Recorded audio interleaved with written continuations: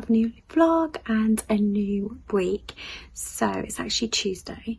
Yesterday I had to go to work, but my car is kaput again. Despite having a new battery, a new alternator, the battery is still draining. So I had to rely on my mom, and I actually don't know what I would do if I didn't have her to help, like come and pick me up and take me to work, and then come and pick me up from work and take me home. But yeah, so I have to sort that out this week. I've got a couple of days off work, so I thought I would start organising my bedroom, because I said I was going to do it last week, but then I never got round to it. And I downloaded the Vinted app, so I'm going to try it out. I'm going to upload some stuff today and see if I get any clicks or anything. Maybe I might sell some stuff. I actually have some postage bags, a load of postage bags, so I'm ready to go if I get an order. Right, so I need to tackle my whole wardrobe here of stuff. I have been trying to tackle it over the last couple of years, but I don't know if anybody else feels this, but I find it really difficult to get rid of stuff. It's like I always think, even if I can't fit it or it's too small, I think, well, maybe one day I'll get back into that. My skinny 22-year-old self, when I was like doing like running and burning off loads of calories, which I don't do now. But anyway, I need to tackle the top. I've also got stuff up there that needs to be got rid of, and I've got shoes in that bag. I used to keep them in the wardrobe, then I moved them to a side unit, like a shoe storage rack. And then I wanted to declutter, so then they've gone on the wardrobe, and I don't actually want to keep stuff on the wardrobe. I think it looks messy. So I want to really declutter to put them back into the wardrobe, or also just declutter my shoes. But today, I'm going to start here with skirts. So these are all my skirts, and it's like, do I like that one? I'm thinking, I'm not sure. But then I'm thinking, well, maybe with some tights and black boots, it would be okay. And then I'm like, this one, I don't know if I like burnt orange, but then maybe in the summer with a white little vest top, it would be quite nice. And then this one, I'll show you this one. I bought this and I absolutely love it, but I've never worn it. Do you know why I bought this? I got this off eBay years ago when I was like 20 years of age. I want to say about 20, so years, never worn it. And I was really into ice skating, and there was an ice dancer called Oksana Grishuk, and they did this like Arabian Nights dance, and she had like a sky blue skirt like this, and it reminded me of that, and she looked stunning in that video. And so I bought this, and somebody else was bidding on it, and then they emailed me and said, I really want that skirt, please can you sell it to me if I'll give you more money for it? And I was like, no. And I've actually never worn it, but I do want to keep it because I really like it, even though I've never worn it because it was quite small. But as I said, maybe one day. I live in hope. So that's why I find it really difficult to get rid of stuff. And like this one, this is so bright. Am I really going to wear that? Can you see me in that? I've never worn this either. Now I'm looking at it thinking it looks like something from the 1970s. Yay, nay? I don't know. It's really hard. This is the dilemma I have with trying to get rid of stuff, because I think, well, maybe. You see, I remember wearing this in my 20s. Look at it, it's really short, but it was really cute on me. But then I'm mid-40s now and I can't get into it. I was really small when I wore this, and I should get rid. But it was really cute on me. But then I think, what if I do lose weight and I can get into it? Maybe, you know, because this year I'm going on a real health kick, so I might get into it, and then I could wear it on holiday. See? I can't do it. It's just so difficult to try and get rid of stuff. Oh my god, I was wearing this when I was like 20. Why am I keeping it?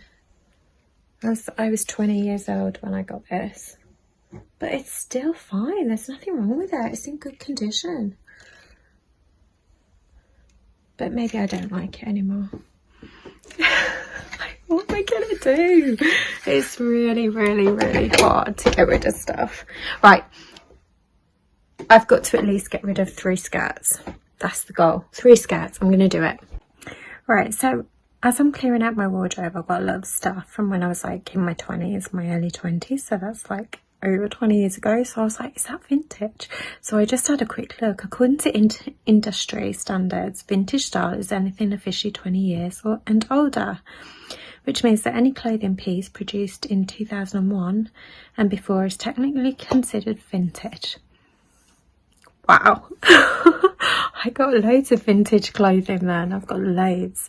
So I'm going to put it on Vinted as vintage. God, so I'm saying mumsy. With my mumsy comments. Thinking I'm funny and I'm not.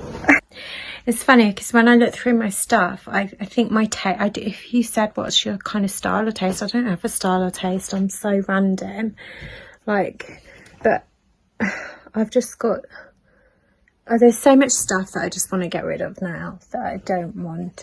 And I bought this jacket on, again, I bought it on eBay. And it's a good quality jacket, but I've never worn it. So that I'm going to put on. I got this years ago. It's vintage. I think everything's vintage in my room. What I actually want to do is slimline my wardrobe, and then I want to buy key pieces that are a bit more expensive, that are classic and can go with like a vest top and just simple things. And shoes, I feel like, yeah, a good pair of shoes, a nice decent pair of shoes and a nice bag just makes a simplified outfit look great. So I kind of want to change my style this year as well, and that means just decluttering, doesn't it? Yeah, I've got to do it. Hello again. I'm trying to go through all my skirts and I'm just like, I don't know what to get rid of. I'm struggling. I'm like I look at them and I think, oh, I'm not sure. That's hideous, really, isn't it? Actually, that's hideous. That can go. I haven't even worn that. I don't know. I think I bought it in the sale. That's just hideous. Hideous, hideous. This one's quite cute. It's quite cute. I was vlogging and then I said, oh, this skirt looks like it could go with cowboy boots. Dustin wants me in cowboy boots. Oh, I'm not sure about that though. But anyway, yeah, I'm trying to sort through everything. I'm trying to organise it, but I'm like, really, look at, I've got such different tastes. It's sort of, I think this is the skirt I said that was like for cowboy boots. I don't know why, because it's check. I don't know. Maybe it's the colouring. I was thinking like tan boots or something. Right, so I've just put my first item on. It's actually a jacket that I want to get rid of. It's from La Boutique. So what I'm doing is I'm making a section in my wardrobe for clothes that I'm advertising. So I put on here, advertise on Vinted, £5 on that day. After a week, I'm then going to try and sell it on Facebook sellers. And then if that fails, I'm going to give it to charity. Because I'm not keeping stuff now. So I've put this one on for sale. Good morning, everybody. Good morning, everybody. I know it's been a minute since I've been here. I just have an incredible schedule lately, and I just wanted to drop in and say hello and good morning to you guys. And there's been some stuff that I said I wanted to talk about. I'm half asleep. It's pretty early here, but I just figured there's no time like today because tomorrow's not guaranteed. And so I wanted to talk a little bit about how I felt when I was released from prison.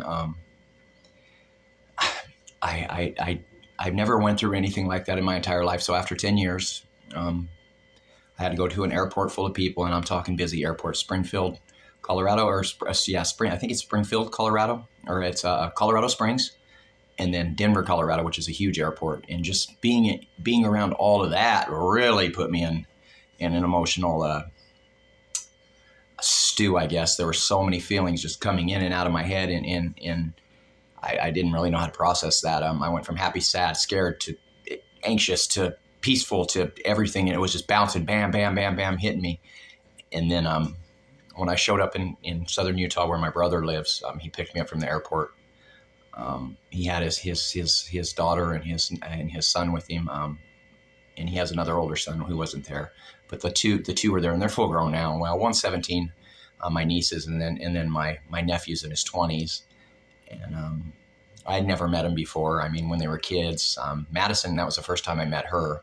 But Tyler, that I've met him once, but I hadn't seen him since he was probably 6 years old. And my brother and them were there to greet me, and they were just my family's kind of loud and boisterous when you get around them, and it's just like any family, I guess. But they argue and laugh and joke, and they're just alive and living, and it was just so much for me. I don't really know how to explain it to you guys. Of going from a pretty solitary life, because I got cancer before I got out, so I was in medical, locked in medical before I got out, because I was a care level 4 inmate in a care level 4 facility. The care level 4 facility that I was applied to put in for in Butner, North Carolina, shut down their cancer ward. So I was stuck. I was in limbo for like 6 months, and they just kept me in medical in FCI Florence, where I did my time, and 24/7. I was locked in a little room with my thoughts.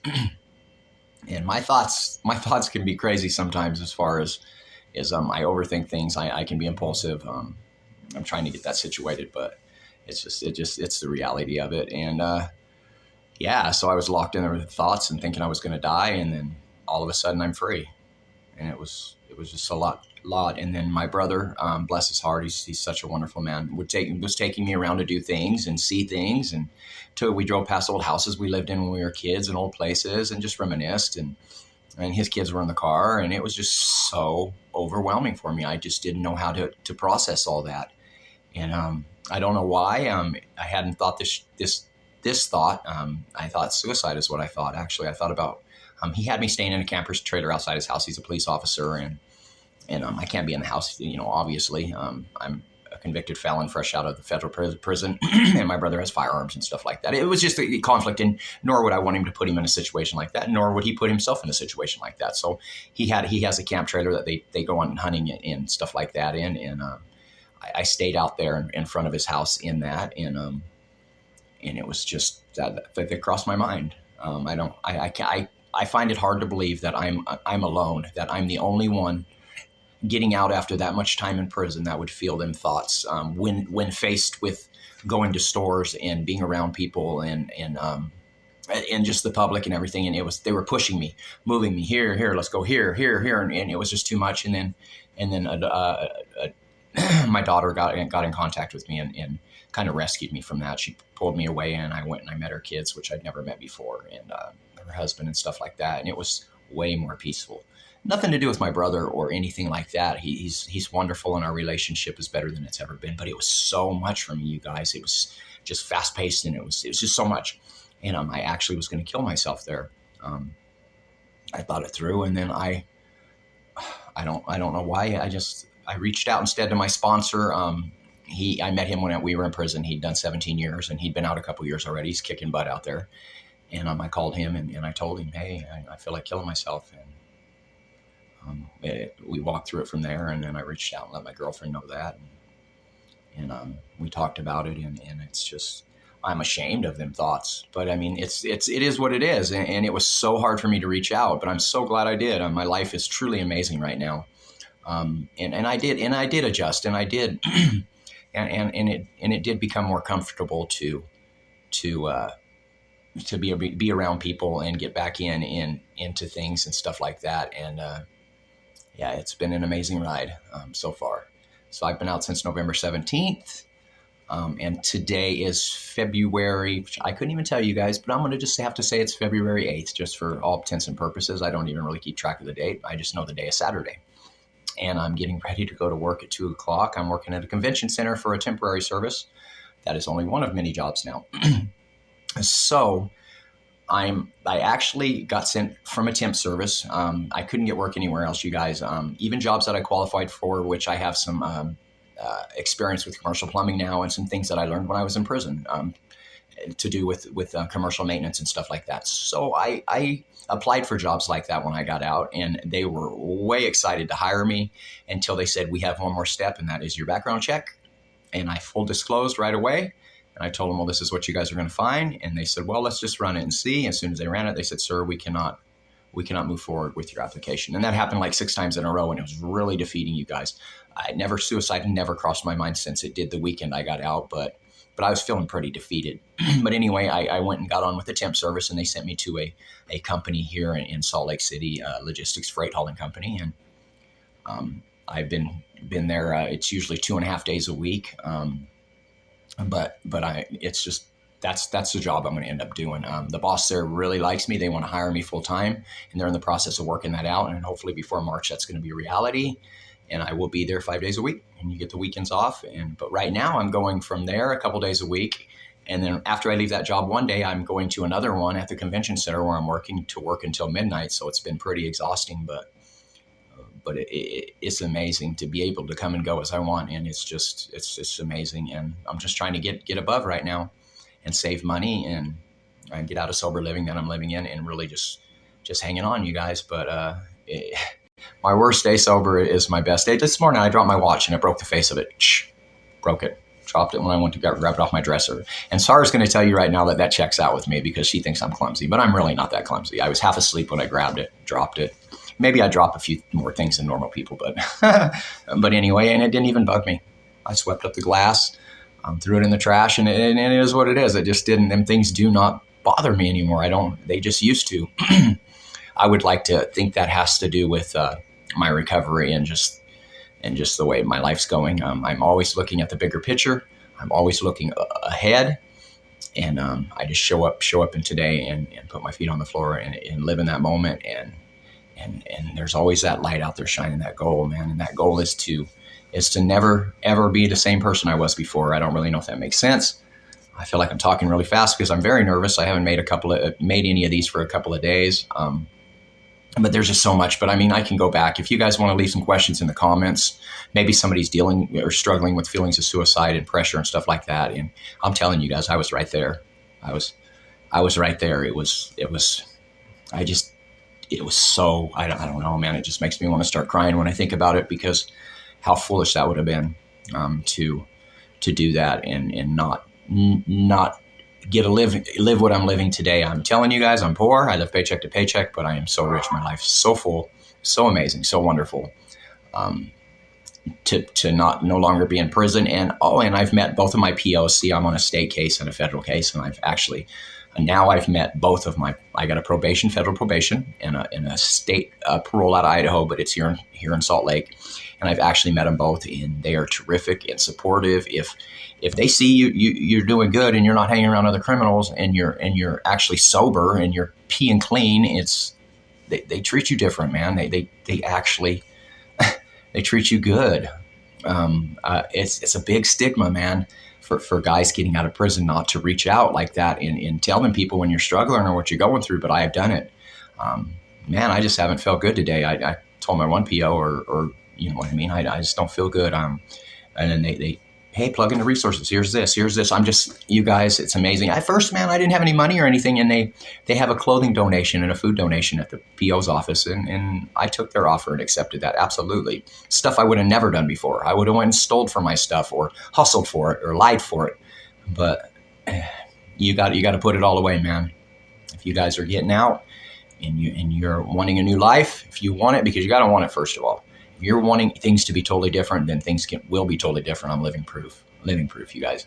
And this has been going on most of my life, in and out of correctional facilities, detention centers, drug abuse, substance abuse, toxic relationships, everything. And to have a change and to be living a change, I promise it can happen for you.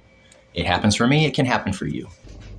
Right, so I finished doing a little bit of decluttering and I've got to do that now. So I'm going to do some tofu. I'm going to have it with salad, but I thought I would just fry it lightly with some chopped garlic and some jalapeno pepper things. I don't know what to call them. Jalapeno peppers. So I'm going to kind of fry those together and then just bung them with the salad. Right, so I've got my tofu and I've got my crushed garlic paste and my jalapeno pepper things. So I'm literally just going to fry those in there. And I have a lovely salad ready as well.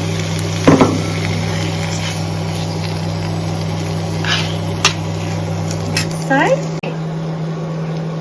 And I have my salad here as well, which has got avocado, spinach, peppers and cherry tomatoes there. So I'm just going to add some pepper onto that. Right, so it's been fine. I can actually tell you it's quite spicy, so it's going to be... So I'm just going to add some tofu. Yeah, it's got a real kick to it, I tell you. I was like, wow.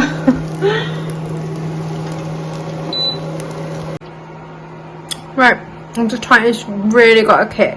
Wow, it's nice. Do you know, I don't think I've bought tofu before, but then it goes out of date.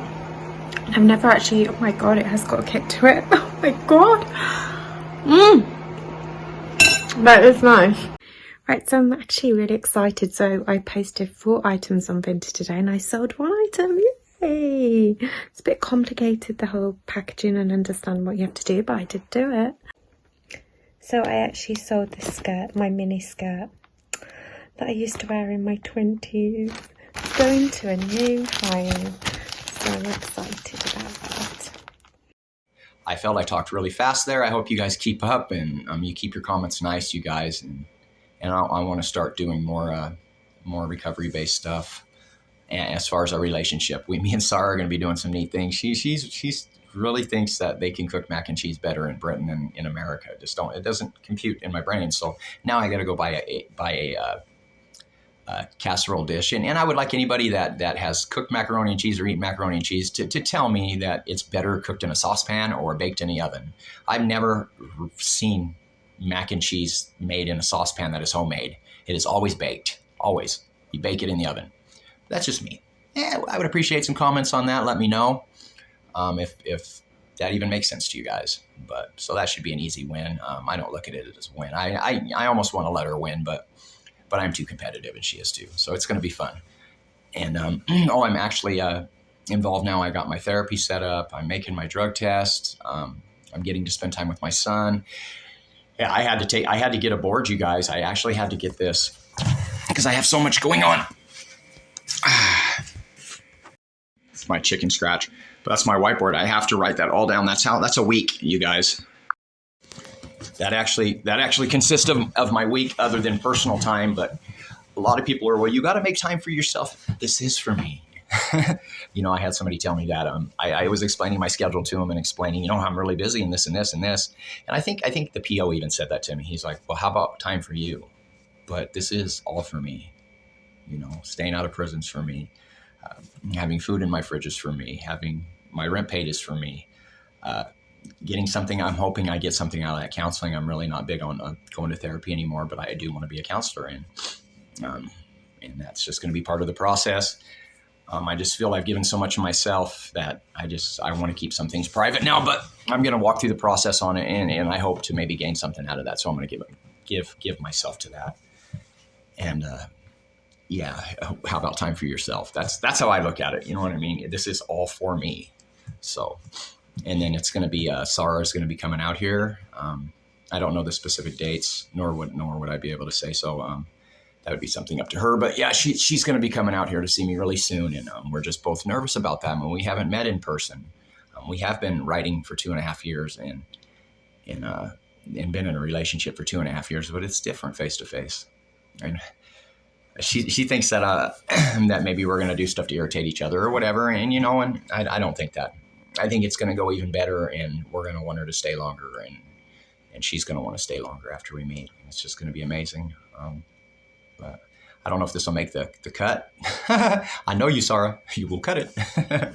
But she is amazing. She's the one putting these videos together and taking her time to do that, on top of vlogging, on top of raising her daughter, on top of going full-time job. Her life is full too. And she's feeling really stretched thin, and she's getting ready to make some changes in her life as far as employment stuff. She's been doing that for a long time, that same career, and she's getting ready to change careers and just do something different. And I'm sure she has a bunch of nerves about that because right now it's comfortable and it pays the bills. But to step outside of that, I know she worries about finances and a bunch of different stuff. And then she's on top of that, Sarah has to think about coming to America, leave her country behind, because I can't obviously go there because of my criminal history and because of being on probation and parole and stuff like that. They won't let me in. It just ain't going to happen. So in order for us to be together, Sarah's going to have to come here. And that's just a big, huge thing. I can't imagine. Her mother's there. Her friends are there. Her whole life is there. But what that shows me is that Sarah really is in love with me. So, and I'm going to respect that. And I'm going to honor that, man. Because that is so rare. I believe nowadays for people to love each other enough to do anything, to be together, I think it's pretty amazing. So, but anyway, you guys, I got to go to work here pretty shortly, and I still got to make some phone calls.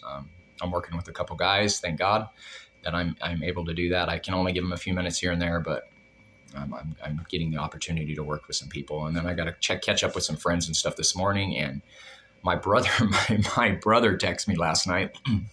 I don't know. I was sleeping when he texted. So I woke up and I sent a voice text, and he called me back. Answer your phone. What's going on? Are you all right? I'm getting ready to come to Salt Lake. I must have sounded drunk or out of my mind. I was so freaking tired. I just worked a couple doubles in a row, and I was tired. And it was a little pretty early, about 11. So I got to call and reassure him, do a video visit, because I understand my brother's anxieties and my history. I don't really expect him to believe my words. I want him to see by action so they can look at me and know that I'm all right. And then Sarah told me that this morning when we spoke. She's like, yeah, when you talk to me like that, you sound like you're on drugs or you sound drunk. But I'm just super tired, But, okay, guys, I will return.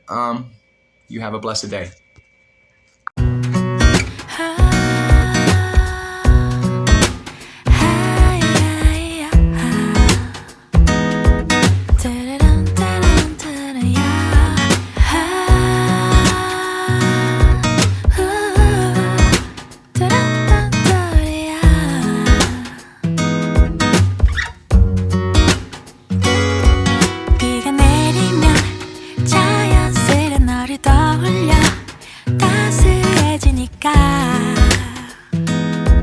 Don't know how I can explain. Oh, darling, you got Easter! 간절히 낯설어 너의 이름 걸까? You're the cure to all my pain. 널 좋아하나 봐, 널 사랑하나 봐. 이제는 더 이상은 숨길 수 없잖아. 내일 더 아껴줄 거야, 안아줄 거야.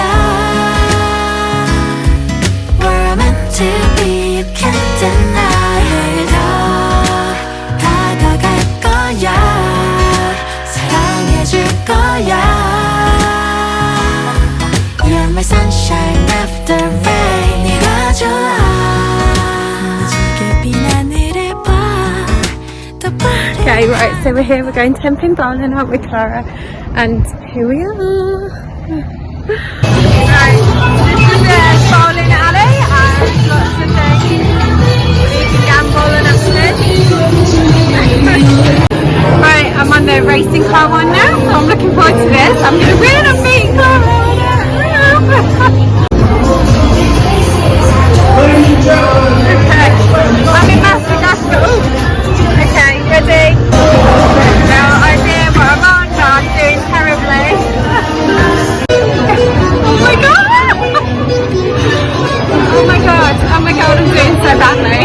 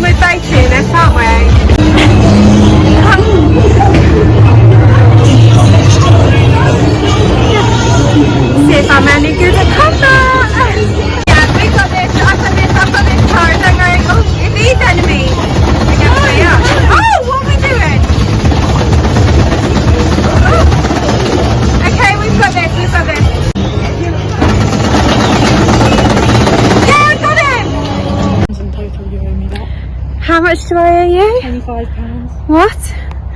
Oh, can't you just lend your old mom some money sometimes? Kids, they always want your money, don't they? Even when you haven't got it. I can't find the key. Seriously, I can't find the key. I found the key. It's actually been really nice and really fun, but you just spend a fortune there. So, but anyway, we're heading home now.